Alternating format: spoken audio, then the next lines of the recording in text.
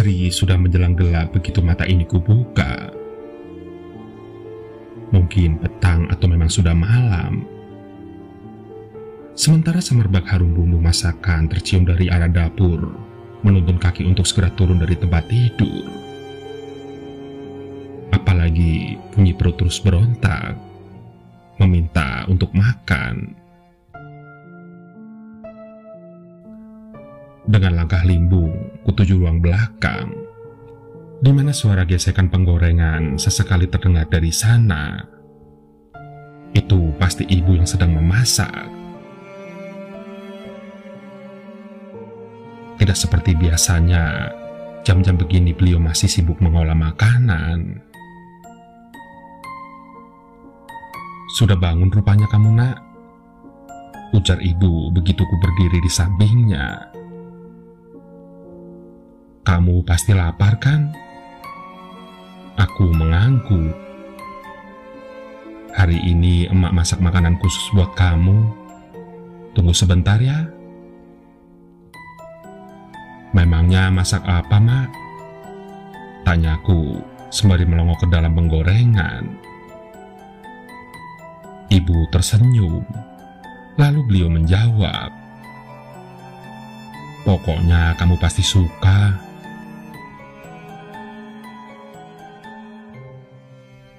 Aneh, hari ini ibu tidak banyak mengomel apalagi membangunkan.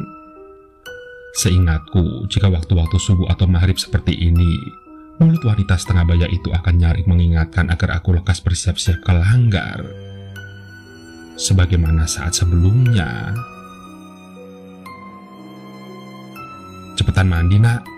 Sebentar lagi maghrib loh," kata ibu kala itu. "Pergi ke surau, sholat berjamaah dan ngaji sama kawan-kawanmu sana." "Tapi aku ngantuk, Mak," timpalku beralasan. Sontak, mata ibu membelalak galak. "Pak Mali tidur habis waktu asar. Kata Ustadz bisa menyebabkan penyakit gila, Nak." Ibu menyodorkan kain sarung lengkap dengan baju koko putih dan peci hitam. "Tuh, pakaiannya sudah emak siapkan. Cepetan kamu mandi sana. Terus ke surau. Puji-pujian dulu sebelum waktu maghrib tiba." Begitu ibunya. Jika tidak segera dituruti, mulut ibu tidak akan berhenti bicara.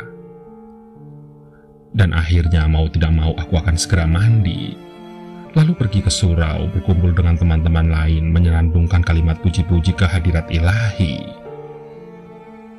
Lanjut sholat maghrib berjamaah, belajar mengaji pada Ustadz Mahfudin, hingga waktu isya nanti tiba.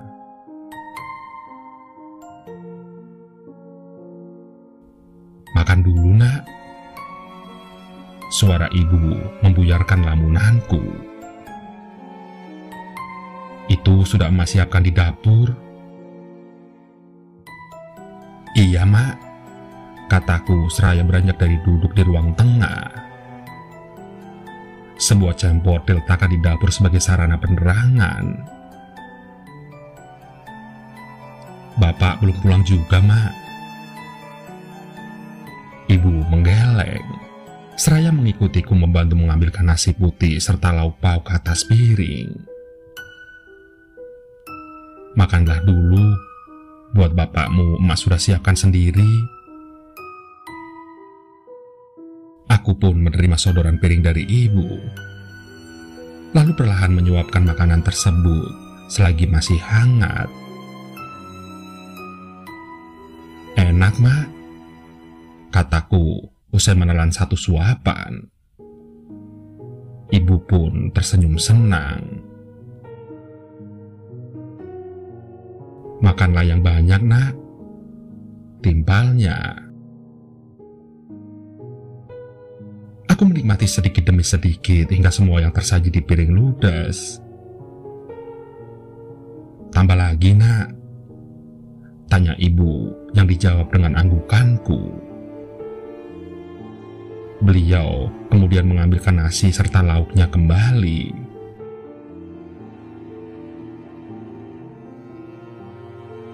"Emak tidak marah kan?" Kulirik wajah itu di sela-sela menikmati makanan tambahan. Ibu menggeleng. "Apanya yang harus emak marahkan? Emak baik-baik saja kok," jawabnya seraya tersenyum manis. "Aku kan tidak pergi ke Suro hari ini, Mak," sahutku. Wajah ibu terlihat masam, tapi tidak lama kemudian berubah ramah kembali. Lalu beliau berucap, "Tidak usah dipikirkan, lebih baik cepat habiskan makanan itu, lalu segera pergi tidur, karena hari sudah mulai larut malam, Nak."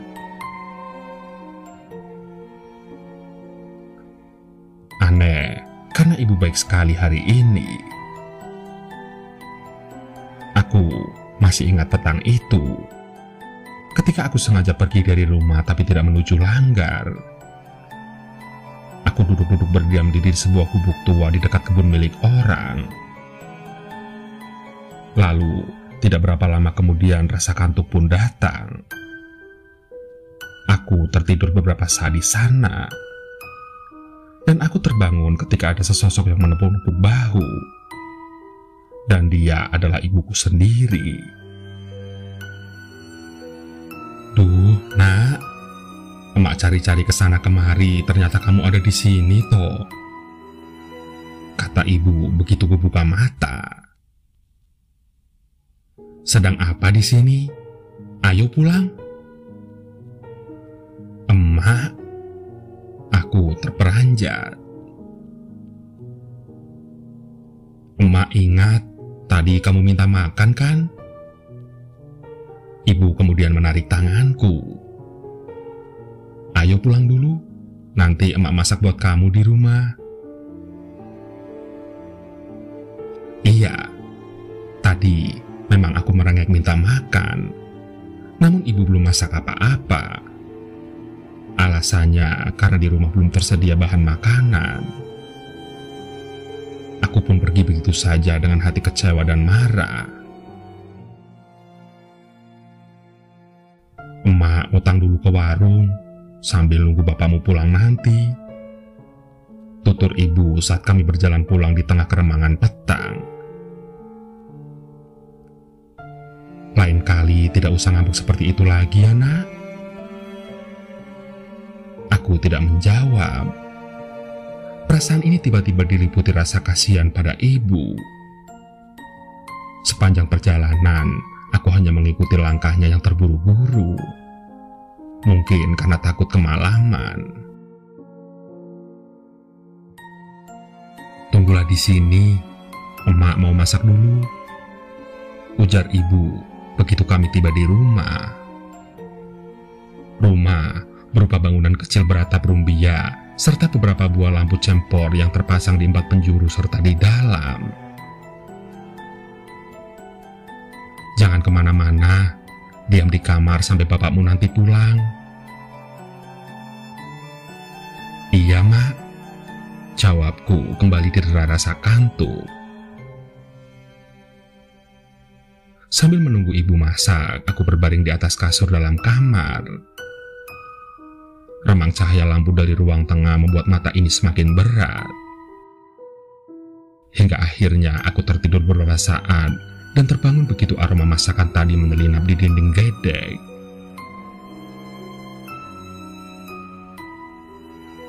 "Bapak kapan pulang ya, Mak?"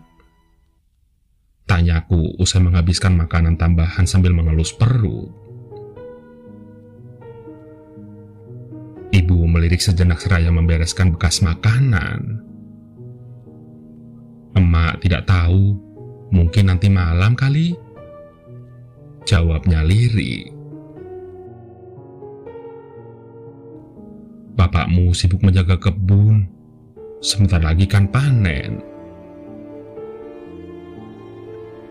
"Tapi emak tidak marah kan, aku hari ini tidak pergi mengaji?" Wanita itu hanya tersenyum. "Sudahlah, tak usah dipikirkan," jawab ibu kembali. "Sekarang lebih baik kamu tidur lagi."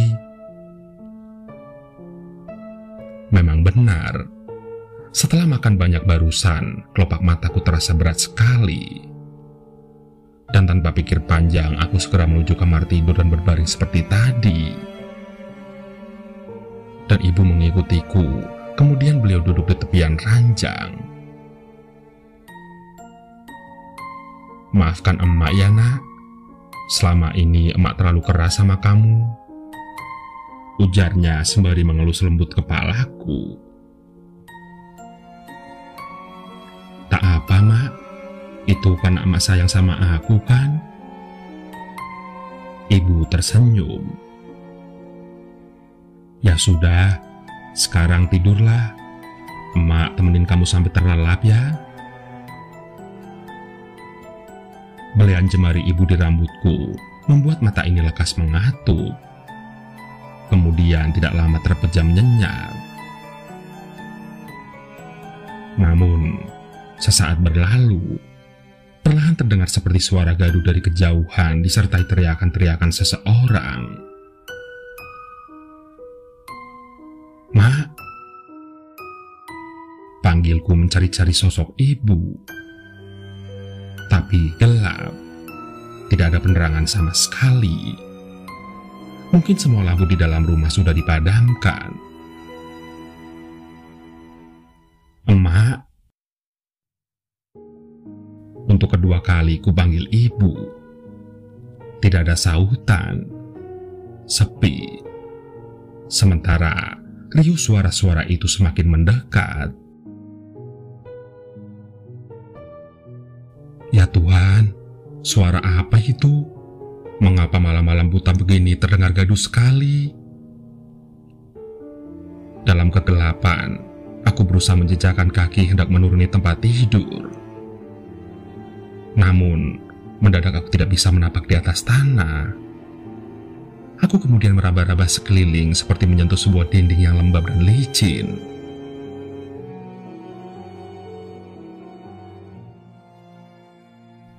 "Mak ada di mana, Mak?" Namun, wanita itu lagi-lagi tidak menjawab. Hanya ada suara-suara jeritan jangkrik di bawah sana. Aku merasa tiupan angin kian kencang menerpa tubuh. Dingin menusuk pori. Aku mendadak takut untuk segera menuruni tempat tidur sendiri. Lalu, suara gaduh yang seperti berasal dari tetabuhan benda-benda keras dan padat itu semakin mendekat. Kemudian disusul teriakan salah seorang dari arah lain. "Aku menemukan anak itu! Aku menemukan anak itu!" "Di mana?" tanya suara berikutnya. Yang dijawab sekencang mungkin hingga membuatku tersulut ketakutan. "Di atas pohon itu, cepat kemari." Ya Tuhan, benar, dia ada di atas pohon aren. Cepat panggilkan Ki Jafar. Aku bingung harus berbuat apa. Sementara samar-samar terlihat beberapa orang berdiri mendongakkan kepala ke arahku.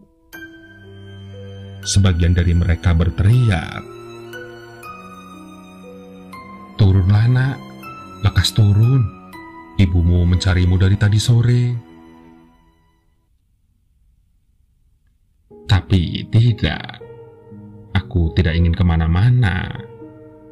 Aku bingung dan takut entah di mana saat ini berada. Karena setauku, dari tadi aku ada di dalam kamarku sendiri, tertidur. Kemudian salah seorang dari mereka menghampiriku. "Mau apa? Berani sekali memasuki rumah tanpa seizin pemiliknya. Turunlah sekarang juga nak. Ayo aku bantu. kata seorang lelaki tua berjanggut panjang dan putih. Aku tidak bisa menjawab. Aku masih kebingungan dan ketakutan. Sebenarnya, apakah gerangan yang sedang terjadi saat ini? Hingga kemudian, dari mulut lelaki itu menyembur air yang banyak dan berbau busuk, menyebabkan mendadak tubuh ini melemah dan pasrah begitu saja. Kala jemari kasar itu menarik paksa. Lalu perlahan aku terkulai menuruni tempat tidur dalam pelukan sosok tersebut. "Anakku," cerit seorang wanita tua menghambur peluk ke arahku. "Loh, itu ibu? Kenapa baru datang sekarang ya? Dari tadi dipanggil tidak nyaut. Lalu mengapa menangis? Bukankah tadi mengantarku tidur?"